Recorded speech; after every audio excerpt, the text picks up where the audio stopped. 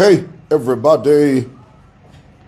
It's a beautiful Thursday morning. Please tell me if this broadcast is live and if it's loud and clear. Please tell me that. I love to hear that in the comments because it sort of gives me a position is what it does. It just tells me that we're on the same page and we're going to get through this experience. Basically, is what it is. Incidentally, Ray McCauley passed away a few days ago. Was it yesterday or a few days ago he passed away? And I remember Ray McCauley, I remember I was a student many years ago. I think I must have been about 22 or 23 years old. And I was a student over there in Baton Rouge, Louisiana, and Ray McCauley was a guest preacher at our church, and I found him to be a very interesting character, because Ray McCauley was not the conventional Pentecostal preacher, he didn't scream, shout, holler, and whoop. He sort of had a conversation with you on stage, and that was very different from what I was used to. And, and also I heard that at one time during his life, he had been a professional wrestler or something like that. But that year, I remember, I think it was 1992 or 93, he came through and we were blessed by him and his message. And so I was very saddened to hear that Ray McCauley passed away, the South African pastor, evangelist from South Africa, and he will be missed. He will. So hey guys, go ahead, break it down for me. You know what I did? Usually what I do is I come up here to the office and there's a lady that does our tea and stuff. But downstairs, there's this new restaurant called Tuayai Restaurant. They serve really good food, and I asked the lady down there, I said, may I please have a cup of cocoa? So she brought me some cocoa. Of course, I have to pay for it. All right. All righty. Guys, it's the 10th of October, 2024, and it's a beautiful Thursday morning. I wanted to run something by you just to get your thoughts on this. And of course, because it is a trending topic, it doesn't hurt to talk about it. Oh, incidentally, so what I'm using the natural light from my window. I'm on the third floor of Simoson building. I'm in my little office here. Incidentally, I have two offices. I have a little tiny one, which is this one, and then I've got a slightly larger one, which is down the hall. I use this one when I want the little intimate sort of space and not a big room. So I'm in this one, and the window that I'm facing is the window. It's overlooking City Market. I'm looking at City Market right now. So I'm using the natural light from that window. And then on Facebook Live, I'm using a tiny, hey Bo, love you, thank you so much. I'm using a tiny filter within the Facebook Live to brighten up the room a bit. Otherwise, if you walked in here now, it's slightly dark. It's not illuminated, let's put it that way. Anyway, being a trending topic, I think it's important to have these discussions. As many of you know, the Lusaka Magistrate Court has convicted and sentenced former Defense Minister Geoffrey Mwamba, otherwise known as GBM, to 5 years imprisonment with hard labor for conflict of interest. We'll get into that. Magistrate Stanford Ngobola has also, in addition to finding him guilty, the magistrate has also convicted and fined Mwamba 50,000 kwacha in default 9 months imprisonment. What that means is it's either he pays the 50,000 kwacha or he goes to prison for 9 months. I would imagine he would opt to pay the 50. I think he'll pay the 50,000. And he was convicted and fined 50,000 kwacha, in default 9 months imprisonment for money laundering. And they're talking figures of upwards of $632,000. And to some countries and to some people that may not sound like a lot of money, but you know, when you come to money in this fashion, that figure is an astronomical amount of money. Now, guys, let's first of all talk about the elephant in the room. Do government officials engage in this sort of activity? The answer is yes, they do. And unfortunately, GBM is not the only cautionary tale that we've ever seen.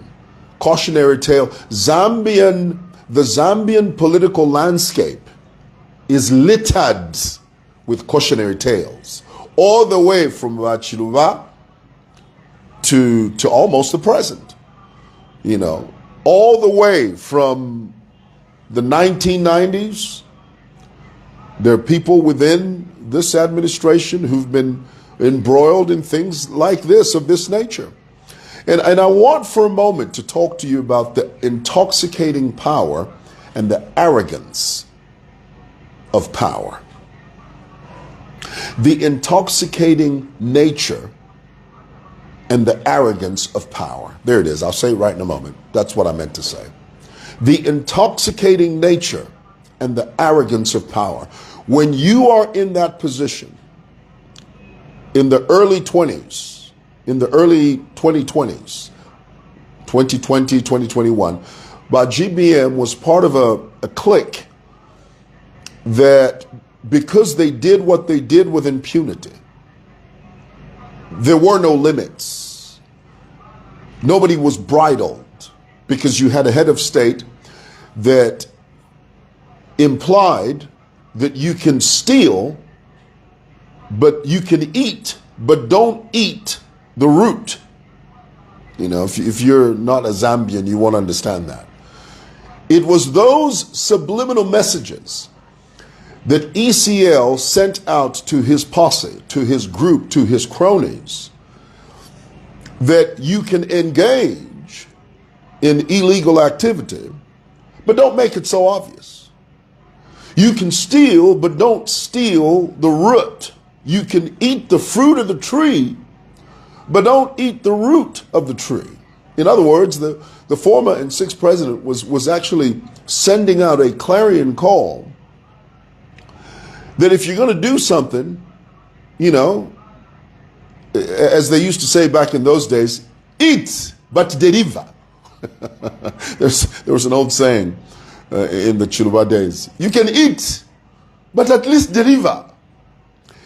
That type of skullduggery, even though it still exists, let's not be deceived, because people are people. And this is one of the reasons why we should look at GBM's case and not only observe it as a cautionary tale, but understand that there is a right way of doing things. Guys, let's not be disillusioned.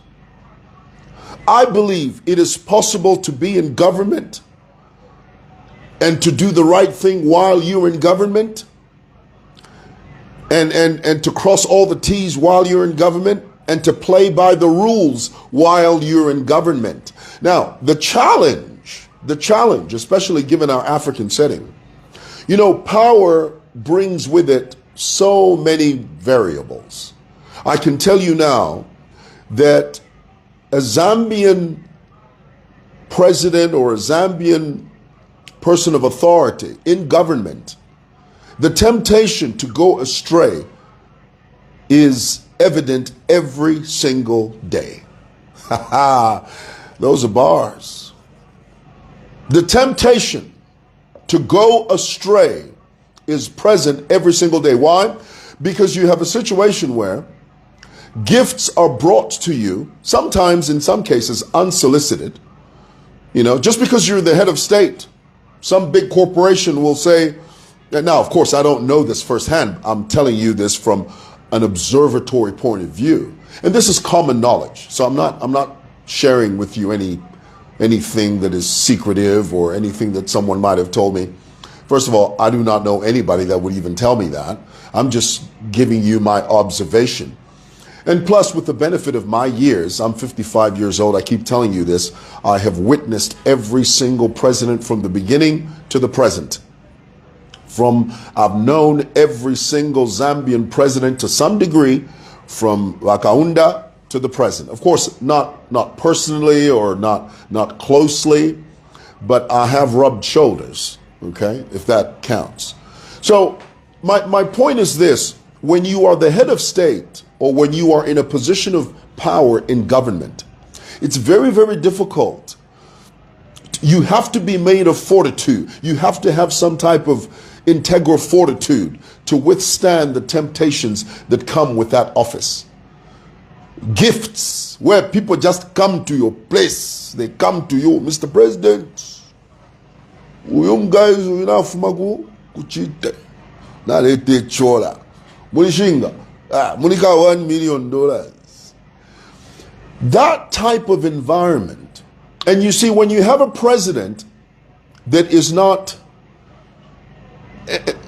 before I finish that, let me say this. It's very important to elect leaders that are of means.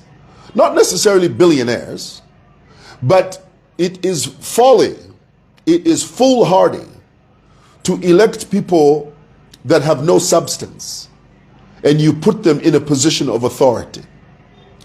People that have no financial wherewithal, no financial stability, no financial integrity, no track record of corporate success.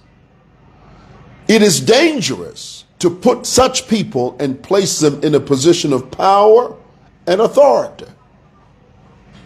Dangerous.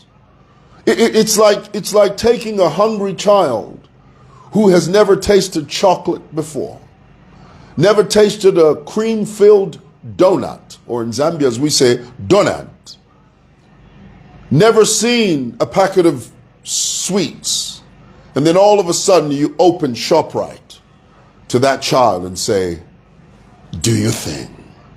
The first thing he's going to do is he's going to say, well, tell you what, I'd love to taste some of that chocolate right there. I've never experienced that before. And now that I'm the president, what better time than now? Don't elect poor people who have nothing. And then you say to them, lead the country. Why? Because God has chosen you. That dispensation is over. Let us be deliberate about the people we place in positions of power and authority. But some of you, you're so dwanzy. No, you're so sadide. What are you talking about? God plants, creates the tree. You and I make the furniture. God doesn't vote. He doesn't vote. So don't be so dwanzy and so fluffy-minded when you say things like, no, no, you and I choose. So it is for that reason, my brothers and sisters, that we have to be deliberate about who we select as president. And the candidates themselves have to be deliberate. Long gone are the days where someone is sleeping and then they come to you saying, hey, Bamdala, you are the next president. Oh, Nikwi today, you are saying I'm the president now? Yes, he may Bamdala today. Oh, so State House Nikwi. That is nonsense. God, give us leaders that are intentional. God, give us leaders that have a vision for this nation. God, give us leaders that are deliberate about their desire to serve the people of Zambia. Not accidental presidents, chancers that call themselves presidents, and then they quote it with the, no, God didn't choose you. God didn't select you. Man puts you in a position of power because we vote for you. God creates the tree, we make the furniture. Okay? Come on, that's simple. So, back to GBM. I believe, I really do, I believe it's possible to be in government and to maintain integrity. It's very difficult, I would imagine. And now, of course, I've never been in government. I've never worked for any government wing. I've never been part of any type of government. But because of my years, I'm 55 years old, I've seen it all, honey. I have. There's not one thing that you can show me that would surprise me. I've seen everything. But I believe it's possible to go in there with a service mentality. Walungu is famously quoted as having said, "Don't let anyone cheat you. There's nothing like service of country. There, when you go there, it's to benefit yourself." That's not true. That is a bold-faced lie, and the former and sixth president knows it. He's talking about himself. That is a reflection of who he is. Don't try and project your inadequacies on everybody else simply because that is the way you live. How dare you stand up as a former sixth president and say, there's nothing like service to country. It's all about self-benefit and self-aggrandizement. That is precisely why we do not want you to come back to power. You've done your time. You've done your bit. We love you. God bless you. Right off into the sunset and let somebody else take over. Somebody else that will come and talk about service. Now, let's not be disillusioned. This administration is not perfect, but they're a whole lot better than those scoundrels. I would rather have a leader that touts the tenets of integrity and service to country and putting country first than have someone that says to me, you can steal, you can eat the fruit, but don't eat the roots. Don't let anyone deceive you. It's not about service. It's about self-aggrandizement. It's about self-benefit.